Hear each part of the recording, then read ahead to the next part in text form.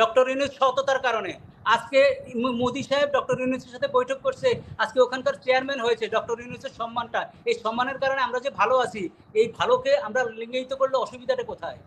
এই ভালোকে সামনে রেখে যত ভালো কাজ আছে এখনই করে নেওয়া উচিত বলে আমি মনে করি। এগুলি পরিহার করেন ভাই। না না না, আপনি নিজেই বারবার বলতেছেন একটা কথা, এটা তো সরকার পরিচালনা কে করবে?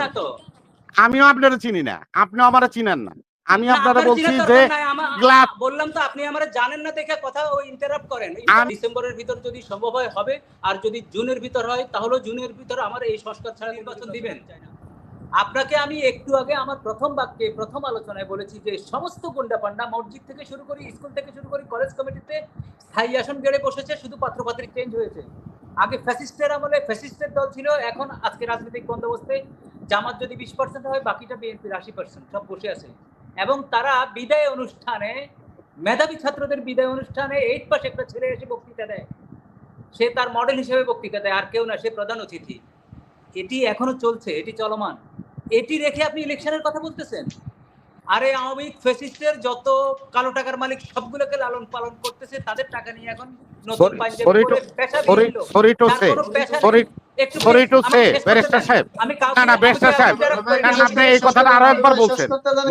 আমি বলি সরি টু সে যে আপনি বলছেন যে এই অব্যবস্থাপনা কে তৈরি করছে?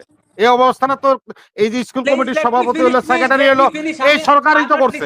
এই সরকার নিজেই বানাইছে নির্বাচন না করার জন্য। আমি যদি এই প্রশ্নটা করি, আরে আপনি করেন না, আপনার প্রশ্নে আমি কথা বলছি নাকি? প্লিজ আপনারা সহ্য করতে হবে। ওই যে কথা সহ্য করছি তো, এক কথা দুইবার বলছে। তা আমি আপনাকে আপনার সাথে আসছি নাকি? আপনাকে জবাব দিব আমি 2বার না 3বারে? প্লিজ আপনারা অন্তত কথা শোনার ধৈর্য রাখতে হবে। একটা প্রশ্ন উত্থাপন হলে প্রশ্ন শোনার ধৈর্য রাখতে হবে। এই ধৈর্য এতক্ষণ পর্যন্ত কি অধৈর্য ছিলাম না? আপনার কাছে মনে হয় যে আমি অধৈর্য ছিলাম না? আমি আপনি যে ফার্স্ট টাইমে বলছেন, আমি আপনাকে কি কোনো ডিস্টার্ব করছি? আপনার কথায় কথা বলছি? আপনি এখন ইন্টারাপ্ট করেন কেন? আমি খেই হারাই এখন ইন্টারাপ্ট করছি। আপনি বারবার এক কথা বলছেন যে স্কুল কমিটির সভাপতি বানাইছে। তো সভাপতি তো ইউনূস সাহেব বানাইছে। ইউনূস সাহেব বানাইছে তার মানে নির্বাচন না করানোর লেগে। মুরব্বি আমার নলেজ কম দেখে রিপিট করি, যাদের নলেজ কম। না না, আপনি ব্যারিস্টার মানুষ, আপনি ব্যারিস্টার মানুষ, আপনি কম না। ক্লাস 8 পাস ছেলেরে, না না, ক্লাস 8 পাস ছেলেরে স্কুল কমিটির সভাপতি বানাই দিছে, যেখানে আপনি নিজেই বলছেন ক্যাটাগরি আছে, ডিগ্রি পাস ছাড়া সভাপতি হতে পারবে না। কিভাবে হলো? এই সরকারই তো বানাইছে। এটা কি আওয়ামী লীগ বানাইছে, বিএনপি বানাইছে, জামাত ইসলাম বানাইছে? তা আমি দোষ দিছি নাকি আপনারে? আওয়ামী লীগ বানাইছে বলছি নাকি? আপনি এত ইরিটেটিং কেন ভাই? বড় দল করেন ভাই। শুনেন, একজনের উপর দোষ চাপাবেন, এগুলি পরিহার করেন। না না না, আপনি নিজেই বারবার বলতেছেন একটা কথা, এটা তো সরকার পরিচালনা কে করবে? আমিও আপনারা চিনি না, আপনিও আমারা চিনেন না। আমি আপনারা বলছি যে বললাম তো আপনি আমারে জানেন না দেখে কথা ইন্টারাপ্ট করেন। আমি আপনারা জানি দেখে আমি বলছি যে ক্লাস 8 পাস ছেলেটাকে যে স্কুল কমিটির সভাপতি বানাই দিল, এই সরকারই তো বানালো। এটা কি একটা ন্যায় কাজ করলো না অন্যায় কাজ করলো? আমি এই জিনিসটা আপনাকে জানতে চাইছি। বললাম this is the first time একটা টক শোতে আমি আসছি এই ওনার অনুরোধে, এবং ফার্স্ট টাইম আমি এত ভিহেমেন্টলি অপোজড হইছি ইরিটেটিং ভাবে। এটা কাম্য না ভাই, ঠিক না?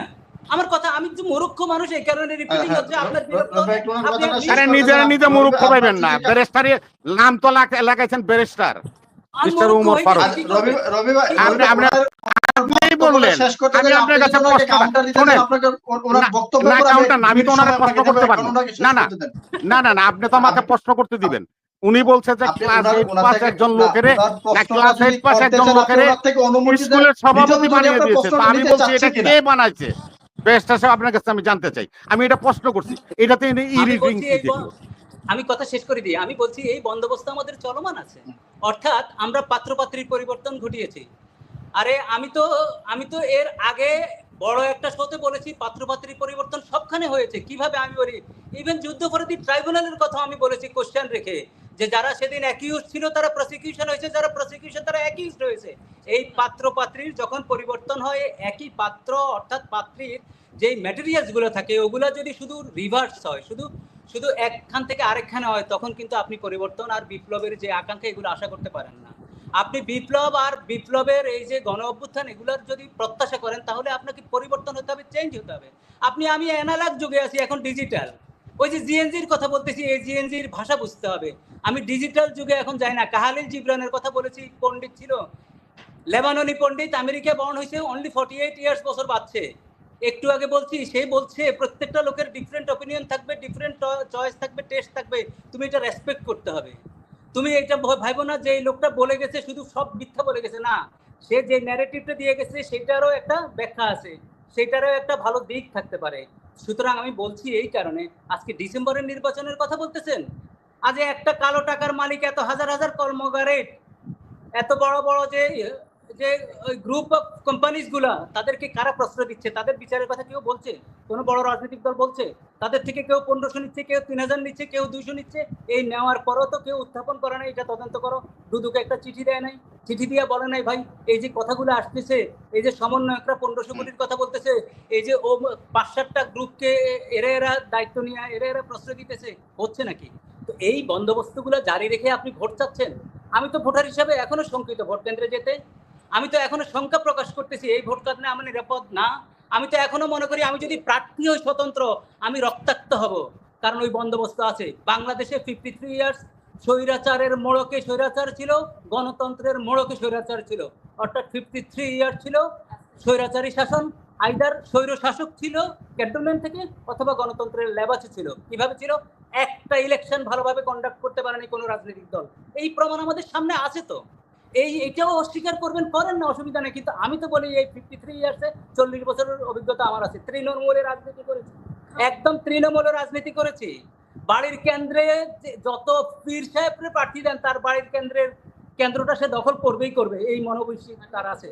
এই 16 বছরে বিনা ভোটে এমপি হওয়ার যে লালুস, ক্ষমতা হওয়ার যে লালুস, যে বিনা টাকায় কোনো প্রফেশন নাই রাজনীতি করে। আরে বেটা, আমি ওকালতি করি আজকে 21 বছর ওকালতি করি, 1 কোটি টাকার মালিক হয় নাই, আর রাজনীতি করে ফলোইং মর্নিংয়ে 100 কোটি 200 কোটি টাকার মালিক আমাদের চোখের সামনে হচ্ছে না? এখন হচ্ছে না? আগে হয়েছে না?